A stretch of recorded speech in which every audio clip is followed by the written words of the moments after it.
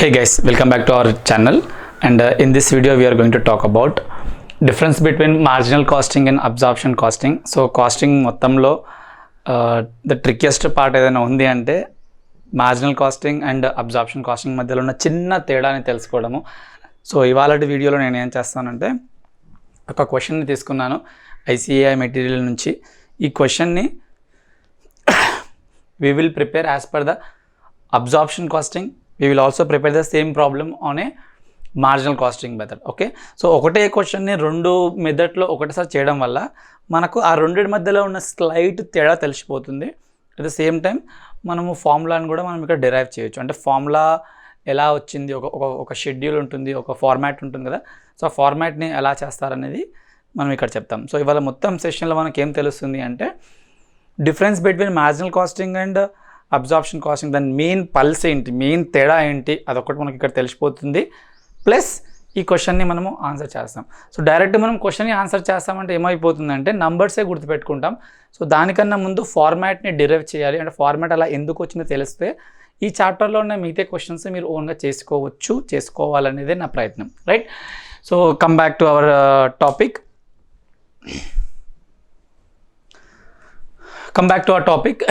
మనకు కాస్ట్ షీట్ని మనం ఒక్కసారి తీసుకుంటే we will have direct material, direct labor, direct expenditure, ఈ మొత్తం కలిపి ప్రైమ్ కాస్ట్లో వెళ్తాయి. ఇవి మనకు కూడా తెలుసు, మనం ఆల్రెడీ చాలా వీడియోస్లో చెప్పాము. దీని తర్వాత you will have overheads. ఆ overheads it could be for your factory, it could be for your selling and it could be for your distribution. ఇది కూడా మాకు తెలుసు సార్, మనం లాస్ట్ సెషన్లో ఇంతకుముందు కాస్టింగ్ సెషన్లో తెలుసుకున్నాం కదా అని చెప్పేసి.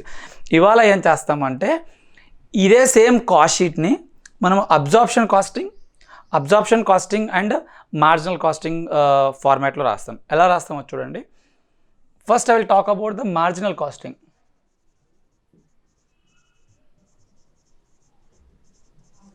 సో మార్జినల్ కాస్టింగ్లో మనం ఏం చేస్తామంటే sales minus variable cost equal to contribution minus fixed cost will be your profit. As simple as that. Okay, so ఏంటి సార్ ఏం చెప్పాలనుకుంటున్నారంటే ఈ ఫార్మాట్ కొంచెం పక్కకి పెట్టేద్దాం. ఆల్రెడీ ఫార్మాట్ మనకు తెలిసిందే కాబట్టి జస్ట్ గుర్తు చేసినట్టు చెప్పాను.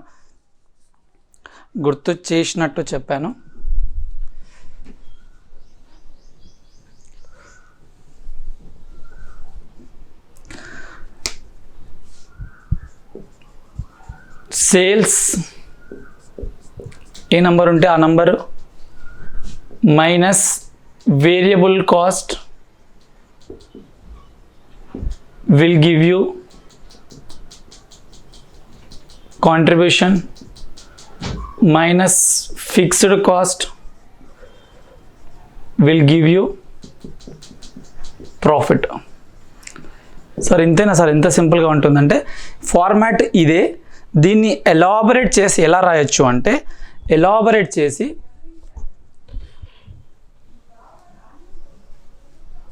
ఈ వేరియబుల్ కాస్ట్ని మనం ఎన్ని రకాలుగా ఇంకర్ అవ్వచ్చు. ఒక మ్యానుఫ్యాక్చరింగ్ సెక్టర్లో వేరియబుల్ కాస్ట్ అంటే డైరెక్ట్ మెటీరియల్ కూడా మనకు వేరియబుల్ కాస్టే. So direct material consumed, direct labour incurred, అది కూడా మనకు వేరియబుల్ కాస్టే. మనం లేబర్కి పే చేసేది పర్ యూనిట్ పే చేస్తాం, అజ్యూమింగ్ ఇట్ ఇస్ అనే పీస్ రేట్ బేసిస్. సో ఇది వేరియబుల్ కాస్టే. అలాగే మ్యానుఫ్యాక్చరింగ్ ఓవర్ హెడ్ మనం ఏదైతే ఇంకర్ అవుతున్నామో అది వేరియబుల్ కాస్టే. అంటే మ్యానుఫ్యాక్చరింగ్ ఓవర్ హెడ్లో only variable portion and selling and డిస్ట్రిబ్యూషన్లో అగైన్ ఓన్లీ వేరియబుల్ పోర్షన్. అంటే మన కాస్ట్ షీట్లో ఉండే ప్రతి వేరియబుల్ పోర్షన్ని మన సేల్స్ నుంచి మైనస్ చేసుకొని మనం ఇక్కడికి వచ్చేసిన తర్వాత దాన్ని మనం కాంట్రిబ్యూషన్ అంటాము. దాంట్లో నుంచి మనము ఫిక్స్డ్ కాస్ట్ని మైనస్ చేస్తాం. మళ్ళీ ఫిక్స్డ్ కాస్ట్ అంటే అర్థం ఏంటంటే మేబీ మనం ఇప్పటిదాకా ఇక్కడ వరకు చేసింది మొత్తం ఏంటి, ఓన్లీ వేరియబుల్ పోర్షన్. ఇక్కడ ఫిక్స్డ్ పోర్షన్ అంటే it can be your manufacturing fixed portion, it can be your selling and distribution fixed portion, right, or it can be your administration fixed portion. So ఈ మొత్తాన్ని మనం minus చేస్తే what we will get is sales minus variable cost contribution minus fixed cost, you will get the profit. Simple. ఇది just format చెప్తున్నాను. మనం ఈ question ఇందులో apply చేద్దాం. ఇప్పుడే కాదు, కాస్త బ్రేక్ తీసుకుని, అంటే కొంచెం టైం తీసుకుని. నెక్స్ట్ సేమ్ ఫార్మాట్ని మనం ఒకసారి absorption, this is all marginal casting.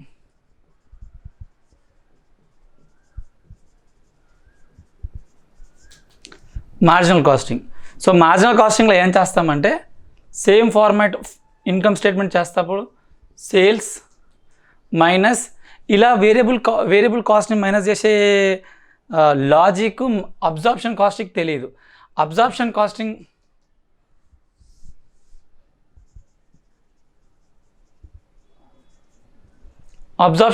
అలా వేరియబుల్ కాస్ట్ని ఫస్ట్ మైనస్ చేయడం, ఫిక్స్డ్ కాస్ట్ని తర్వాత మైనస్ చేయడం అది తెలియదు.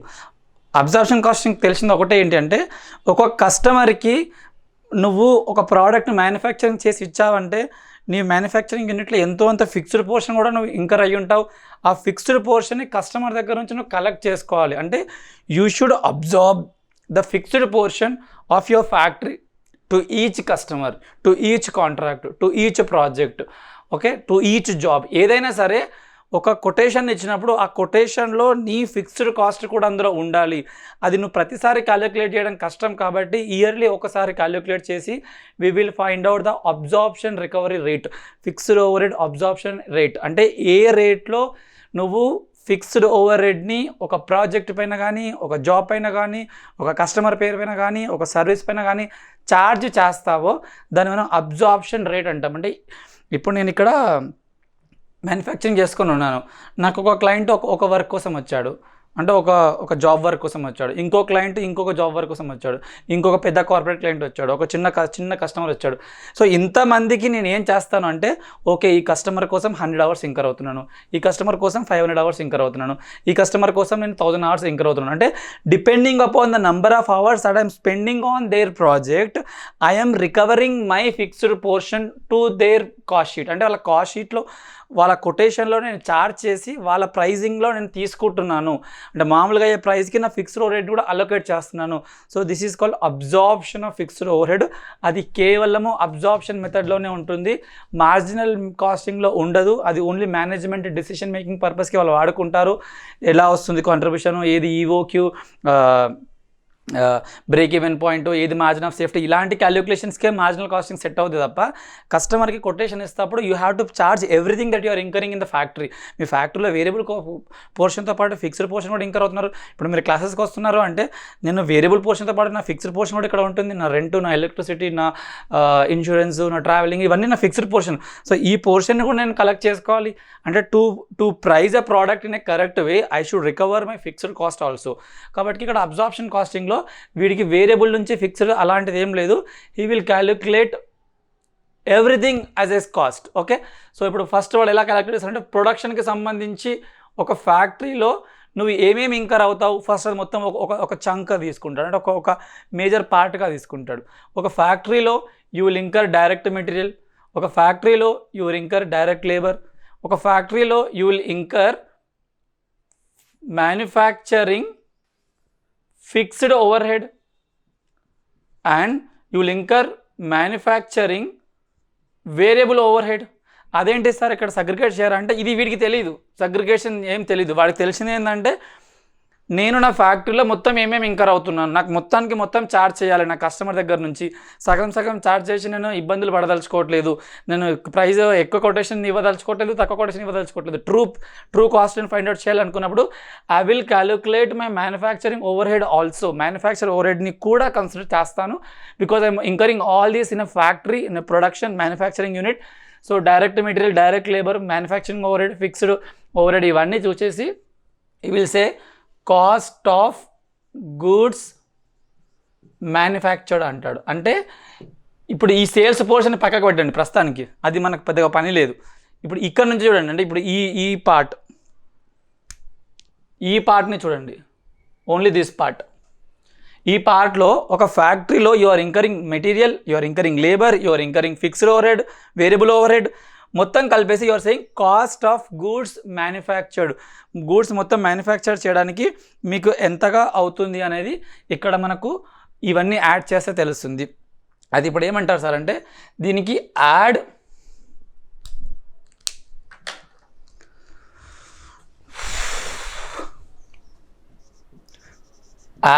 ఓపెనింగ్ స్టాక్,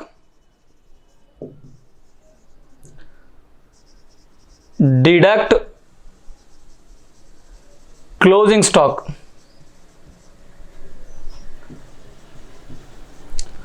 అది చేస్తే ఏమొస్తుంది, ఇది ఫార్మాట్ బై హార్ట్ చేయాలంటే చేయకండి.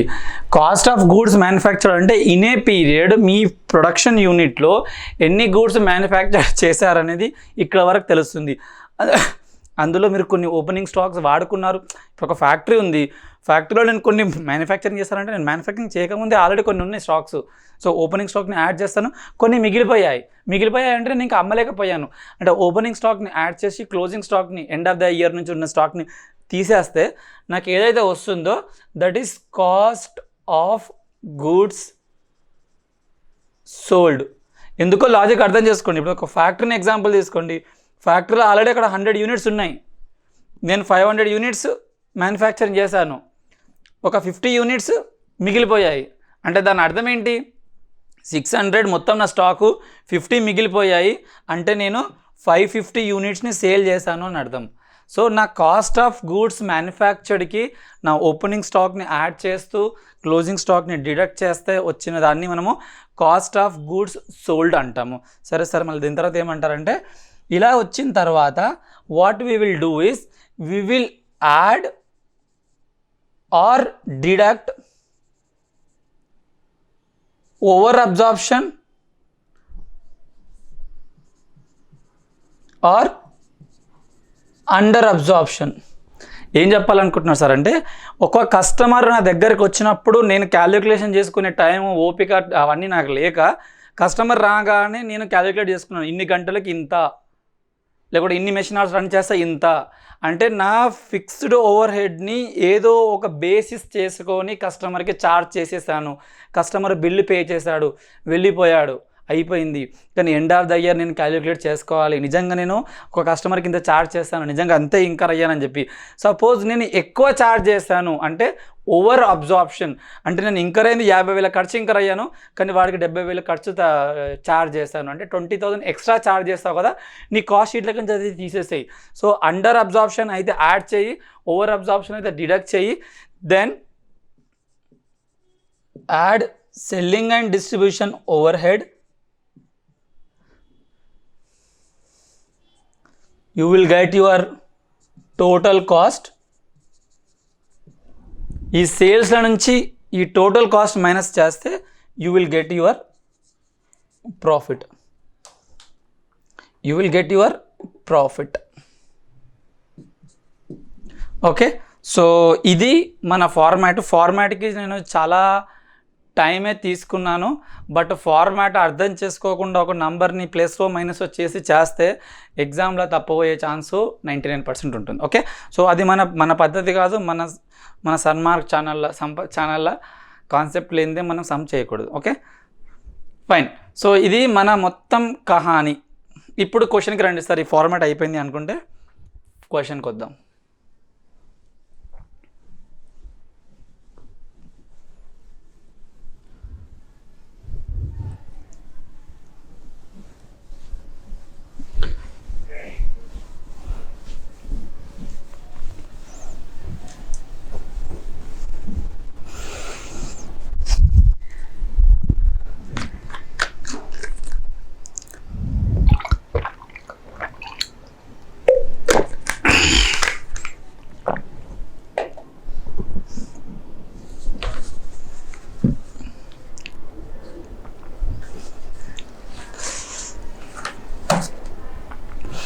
ఇప్పుడు క్వశ్చన్ ఎక్స్ప్లెయిన్ చేస్తాను వెరీ క్విక్లీ. ఒక మ్యానుఫ్యాక్చరింగ్ యూనిట్ ఉంది. ఆ మ్యానుఫ్యాక్చరింగ్ యూనిట్లో 2 లెవెల్స్ ఆఫ్ ప్రొడక్షన్ ఇచ్చాడు. అంటే తను 50% ఆఫ్ ద ఆక్యుపేషన్లో, అంటే 50% ఆఫ్ ద నార్మల్ కెపాసిటీలో రన్ చేస్తే ఎన్ని యూనిట్స్ని వాడు ప్రొడ్యూస్ చేసేవాడు, 400 యూనిట్స్ని ప్రొడ్యూస్ చేశాడు. ఇప్పుడు నాకు ఒక మ్యానుఫ్యాక్చరింగ్ ప్లాంట్ ఉంది. అందులో నాకు ప్రస్తుతానికి డిమాండ్ లేక 50% కెపాసిటీలో నడిపిస్తున్నాను. 50% కెపాసిటీతో నేను నడిపించినప్పుడు నేను 400 యూనిట్స్ అమ్ముతున్నాను, నా కెపాసిటీని 100% తీసుకెళ్తే 800 యూనిట్స్ చేస్తున్నాను. అంటే నా నార్మల్ కెపాసిటీ ఎంత అంటే 100 యూనిట్స్ అని చెప్పొచ్చు, right. Sales 8 lakhs 16 lakhs. So దీనివల్ల మనం ఏం చెప్పుకోవచ్చు అంటే సెల్లింగ్ యూనిట్స్ ఇచ్చాడు, సెల్లింగ్ ప్రైస్ ఇచ్చాడు. So selling amount divided by number of units చేస్తే సేల్స్ పర్ యూనిట్ వస్తుంది. అది మనకు అవసరం అంటే అవసరం, మనం సమ్ చేస్తాం, దాన్ని కూడా ఆలోచిస్తాం. తర్వాత ప్రొడక్షన్ విషయానికి వస్తే వేరియబుల్ పోర్షన్ ఇచ్చాడు, ఫిక్స్డ్ పోర్షన్ ఇచ్చాడు. చూడండి, మీరు అబ్జర్వ్ చేయండి, మీకు ఫిక్స్డ్ పోర్షన్ సేమ్ ఉంది. అంటే నా క్వాంటిటీ పెరిగినప్పటికీ నా ఫిక్స్డ్ పోర్షన్ మారట్లేదు. అంటే దీనివల్ల మనం అర్థం చేసుకోవచ్చు fixed portion is fixed irrespective of your level of production.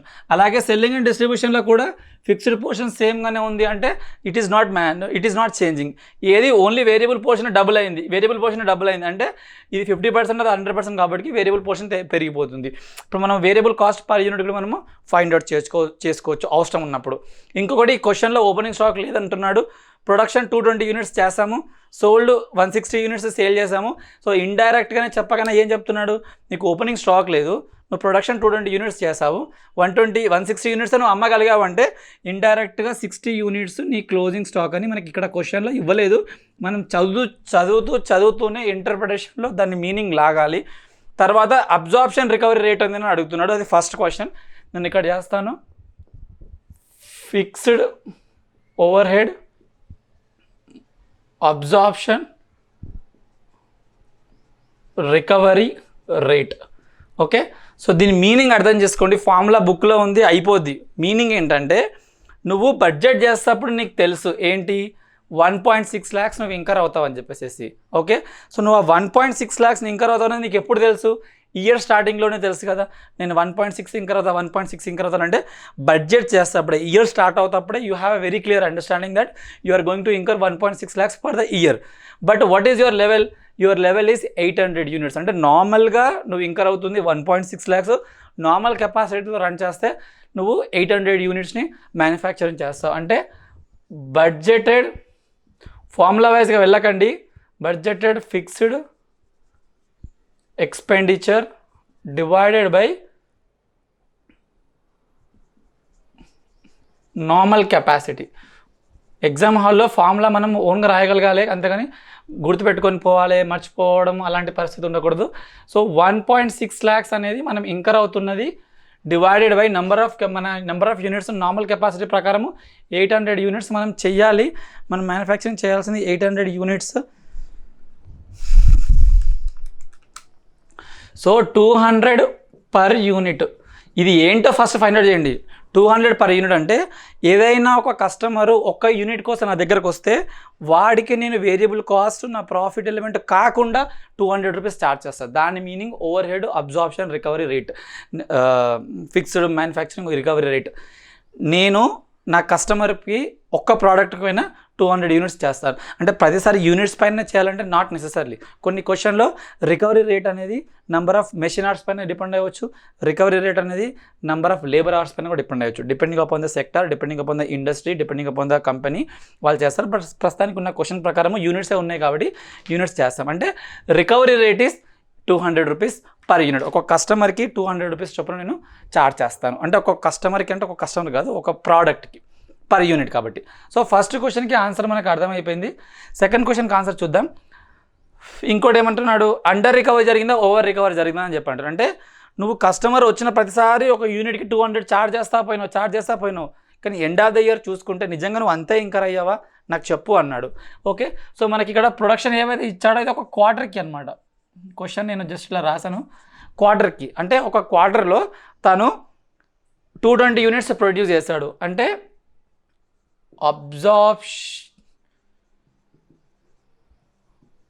Absorption amount అంటే కస్టమర్ దగ్గర నుంచి ఎంత రికవర్ చేస్తాడు. కస్టమర్ అంటే ఇట్స్ నాట్ నెసెసరీ కస్టమర్, నీ ప్రొడక్షన్ నుంచి ఎంత రికవర్ చేస్తావు అనేది. ఓకే, 220 యూనిట్స్ మల్టిప్లైడ్ బై ఒక్క యూనిట్కి 200 పర్ యూనిట్. ఇంత నువ్వు ప్రొడక్షన్ నుంచి లాగావు అంటే ప్రతిదానికి ఇంత ఛార్జ్ చేసావు. So 44,000 is nothing but the amount that you absorbed on your fixed over head, for your fixed over head. కానీ యాక్చువల్గా ఎంత ఇంకర్ అయ్యాడు తను అంటే యాక్చువల్గా ఎంత ఇంకర్ అయ్యాడంటే క్వశ్చన్లో సపరేట్గా ఇవ్వలేదు, చిన్న సెంటెన్స్ రూపంలో ఇచ్చాడు. నేను సెంటెన్స్ని రాయలేదు అక్కడ. ఏమన్నాడంటే మనం బడ్జెట్ ఎంత చేస్తామో అంతే యాక్చువల్ ఓవర్ ఇంకర్ అయ్యామని చెప్పి క్వశ్చన్లో ఇచ్చాడు. మనం బడ్జెట్ ఎంత చేస్తామో అంతే యాక్చువల్గా ఇంకర్ అయ్యాడని క్వశ్చన్లో ఇచ్చాడు. సపోజ్ క్వశ్చన్లో ఇంకేదైనా అమౌంట్ ఇస్తే అమౌంట్ తీసుకోండి. ఈ క్వశ్చన్కి ప్రకారము బడ్జెట్ ఎంత ఇంకర్ అయ్యో ఎంత ప్లాన్ చేస్తామో అంతే ఇంకర్ అయ్యాం. మనం బడ్జెట్ ప్లాన్ చేసింది ఎంత 3.2 lakh బడ్జెట్ ప్లాన్ చేసాం. సో 3.2 lakh అనేది పర్ యానం. మనం ఇదంతా చేస్తుంది పర్ క్వార్టర్కి. ఎందుకు పర్ క్వార్టర్ చేస్తున్నాం సార్? ఎవరు చెప్పారు మీకంటే మన యాక్చువల్ ప్రొడక్షన్ పర్ క్వార్టర్ ఈ 220 యూనిట్స్ తీసుకుంది పర్ క్వార్టర్ కాబట్టి నువ్వు యాక్చువల్ కంపారిజన్ చేయాలంటే రెండు సేమ్ బేసిస్ ఉండాలి కదా. సో 1,60,000 డివైడెడ్ బై 4 క్వార్టర్స్ ఉంటాయి ఇయర్లో. So 40,000 is what you have actually incurred. అంటే నువ్వు నీ ప్రొడక్షన్లో నుంచి 44,000ని లాగావు, కానీ నువ్వు ఇంకర్ అయింది 40,000ని. అంటే this is nothing but 4,000 is nothing but your over absorption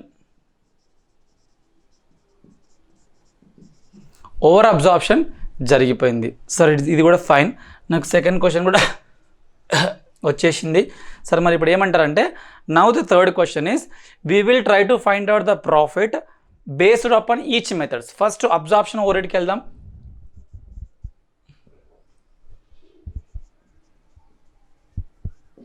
absorption costing ప్రకారము మనము కాస్ట్ షీట్ని ప్రిపేర్ చేస్తే ఆర్ ఫైనాన్షియల్ ఇన్కమ్ స్టేట్మెంట్ని ప్రిపేర్ చేస్తే మనకు ఎంత ప్రాఫిట్ వస్తుంది ఈ మెథడ్ ఫాలో అవుతాయి అని. అంటే చెప్పాను కదా అబ్జార్ప్షన్ మెథడ్లో వానికి వేరియబుల్ ఫిక్స్డ్ అలాంటిది కాదు మ్యాటర్, అన్నిటికీ నేను తీసుకుంటాను అంటాడు. ఓకే, సో వీడు సేల్స్ ఎంత ఇంకర్ అవుతున్నాడు అంటే వాడు ఎన్ని యూనిట్స్ని సేల్ చేశాడు క్వశ్చన్లో ఇచ్చాడు. సోల్డ్ 160 యూనిట్స్ అన్నాడు. అంటే 160 యూనిట్స్ అమ్ముతున్నావు. ఒక్కొక్క దాని సెల్లింగ్ ప్రైస్ ఎంత అంటే నాకు తెలీదు. ఇక్కడ చూడండి సేల్స్ 8 lakhs డివైడ్ బై 400 చేస్తే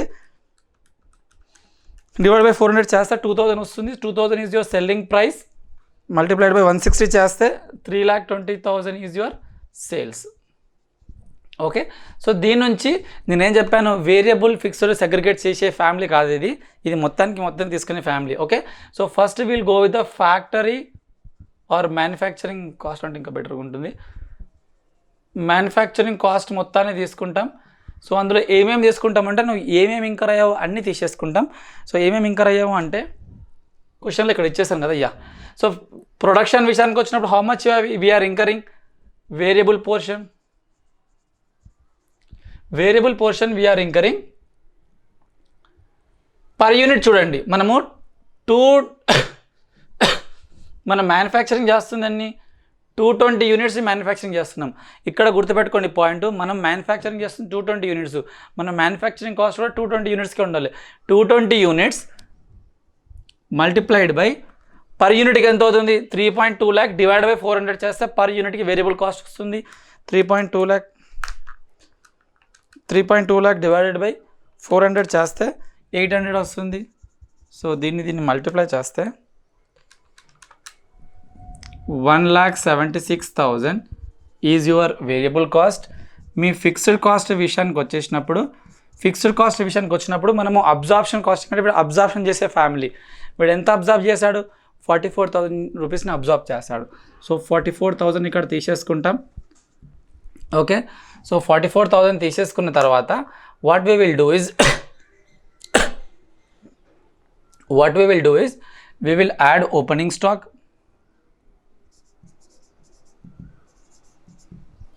ఓపెనింగ్ స్టాక్ లేదు, క్వశ్చన్లో ఇందాక చెప్పాను. Closing stock deduct closing stock ఎక్కడ ఇచ్చారు సార్ అంటే ఎక్కడ ఇవ్వలేదు. ప్రొడక్షన్ 220 యూనిట్స్ 160 యూనిట్స్ అమ్మావు అంటే 60 మిగిలిపోయింది. సో నీ క్లోజింగ్ స్టాక్ ఎంత అంటే 60 యూనిట్స్. దానికి ఖర్చు ఎంత అంటే how much you are incurring so far. ఈ రెండింటిని యాడ్ చేసుకోండి. 176,000 ప్లస్ 44,000 చేస్తే 2,20,000 వస్తుంది కాస్ట్ ఆఫ్ ప్రొడక్షన్ అనుకోవచ్చు దాన్ని. సో దాంట్లో నుంచి మనం ఏం చేస్తామంటే 2,20,000 you are incurring it for 220 units and what is it for 60 units. 2,20,000 divide by 220 multiplied by 60 చేస్తే నెక్స్ట్ 60,000 వస్తుంది. So that is your closing stock. So opening stock నుంచి యాడ్ చేసి క్లోజింగ్ స్టాక్ మైనస్ చేయాలి. Then whatever you're getting is 1,60,000. దీనికి ఇందాక format మొత్తం explain చేస్తాం కాబట్టి ఇక్కడ మనం ఫాస్ట్గా వెళ్ళిపోతున్నాము. ఇక్కడ వచ్చేసిన తర్వాత మనం ఏం చేస్తామంటే ఓవర్ రికవరీ అవుతే మైనస్ చేస్తాం. ఇక్కడ మనకు ఓవర్ రికవరీ జరిగింది కదా,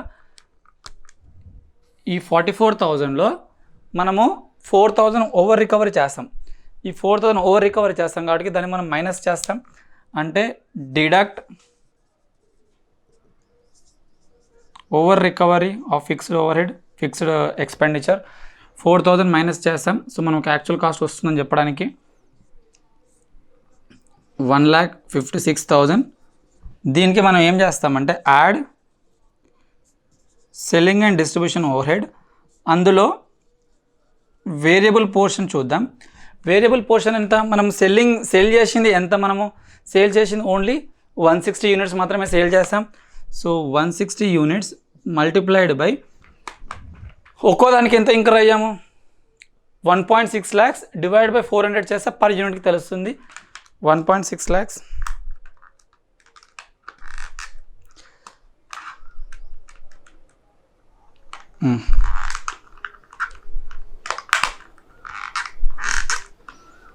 $1.6 lakhs డివైడెడ్ బై 400 చేస్తే 400 వస్తుంది.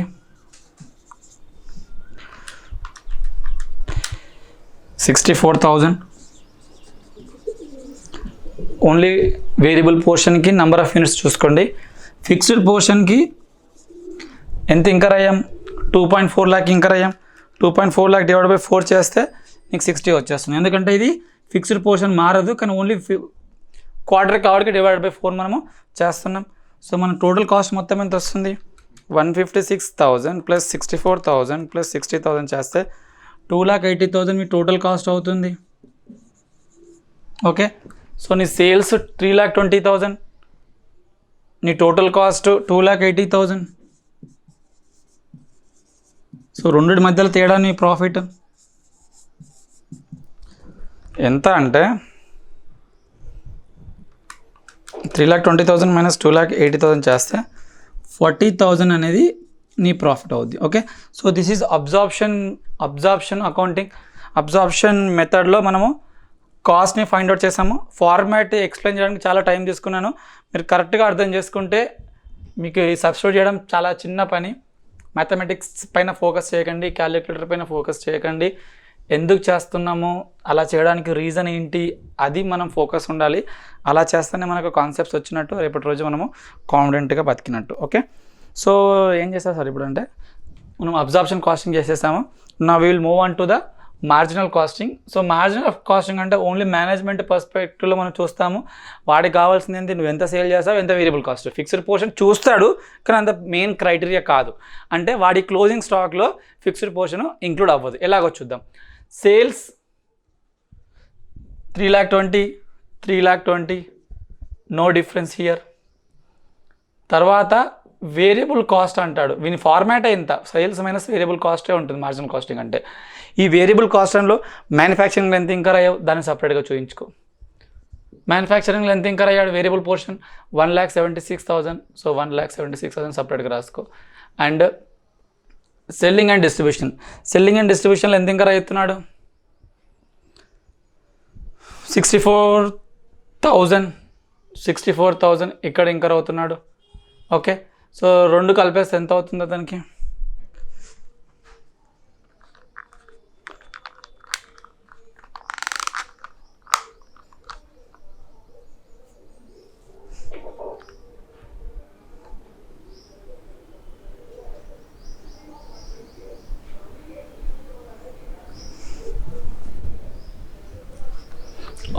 okay, we will do this bit late. I just lost it. Yeah, so only manufacturing తీసుకుంటాడు ఎందుకంటే మన క్లోజింగ్ స్టాక్ కూడా ఉంది కాబట్టి, otherwise he will not take it. Closing stock ఉంది కాబట్టి just a small change. So 1,76,000 is what is incurred in the manufacturing. Selling and distribution will take bit late because we have closing stock also. So what we will do is we will add opening stock. Opening stock ఏం లేదు. Then we'll have closing stock. We will deduct closing stock. Closing stock విషయానికి వచ్చినప్పుడు same logic, we have 60 units and 1,76,000 we are incurring. 1,76,000 we are incurring for 220 units. So what is it for 60 units? Okay. So 176,000 divided by 220 multiplied by 60 చేస్తే మీకు 48,000 వచ్చేస్తుంది. That is your closing stock. Okay, మనకి ఇక్కడ closing స్టాక్లో ఎంత వచ్చింది? ఇక్కడ closing స్టాక్లో మనకి 60,000 వచ్చింది. ఇక్కడ క్లోజింగ్ స్టాక్లో 48,000 వచ్చింది కదా. అంటే ఇక్కడ తేడా ఎంత ఉంది అంటే 12,000 తేడా ఉంది. మిగతా అంతా యాజ్ ఇట్ ఈస్ సేమ్గా ఉంటుంది. సో మన అల్టిమేట్ ప్రాఫిట్లో కూడా 12,000 తేడానే రావాలి. రాలేదు అంటే మన క్యాలిక్యులేషన్లో ఎక్కడ తప్పు జరిగిందని అర్థం. Okay, yeah. So closing stock కూడా మనం మైనస్ చేసుకుంటాం. 176,000 minus 48,000, 1,28,000. దీని తర్వాత మనకు వేరియబుల్ కాస్ట్లో సెల్లింగ్ అండ్ డిస్ట్రిబ్యూషన్ కూడా వేరియబుల్ కాస్ట్ ఉంది. See, the logic is we are deducting all the variable cost. It's only that manufacturing cost ని డిడక్ట్ చేసిన తర్వాత క్లోజింగ్ స్టాక్ దగ్గరికి వెళ్తున్నాం. అది ఒకటే తేడా. క్లోజింగ్ స్టాక్ ఓపెనింగ్ స్టాక్ లేదంటే manufacturing variable cost, selling and distribution variable cost, admin variable cost, అలా వెళ్ళిపోయే వాళ్ళం. ఇక్కడ క్లోజింగ్ స్టాక్ ఉంది కాబట్టి మ్యానుఫ్యాక్చరింగ్ ఒక్కటే కన్సిడర్ చేసి ముందుకెళ్తున్నాం, right. So variable selling and డిస్ట్రిబ్యూషన్లో వేరియబుల్ కాస్ట్కి వచ్చేసరికి 64,000. So sales minus variable cost చేస్తే 3,20,000. ఇలా కూడా మీకు ఇలా చెప్తాను. 3,20,000, 1,28,000 మైనస్ 64,000 చేస్తే 1,28,000 ఏదైతే వస్తుందో this is your contribution. Is it so? Will check once.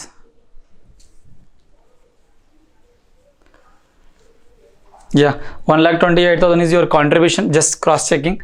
So 1,20,000 is your contribution minus fixed cost. Fixed కాస్ట్లో మనం ఏం తీసుకుంటాము?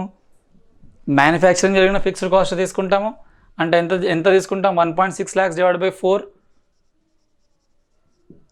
40,000 తీసుకుంటాం. అక్కడ సెల్లింగ్ అండ్ డిస్ట్రిబ్యూషన్లో తీసుకున్నాం, ఫిక్స్డ్ ఓవర్ హెడ్ తీసుకుంటాము, ఫిక్స్డ్ కాస్ట్ తీసుకుంటాము. 2.4 lakh divide by 4, 60,000. So 1,28,000 divide minus ఇచ్చేస్తే మనకు 28,000 వచ్చేస్తుంది.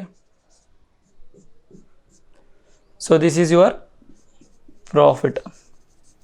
సార్ ఒకసారి నట్షెల్లో చెప్పండి దీన్ని. అంటే ఇప్పుడు ఒక్కసారి మీరు ఎగ్జామ్లో కూడా గుర్తుపెట్టుకోవడానికి, ఇక్కడ ప్రాఫిట్ 28 వచ్చింది, ఇక్కడ ప్రాఫిట్ 40 వచ్చింది. ఎందుకు అంటే ఈ అబ్జార్ప్షన్ వాడి క్లోజింగ్ స్టాక్ వాల్యుయేషన్లో ఫిక్స్డ్ పోర్షన్ కూడా తీసుకున్నాడు.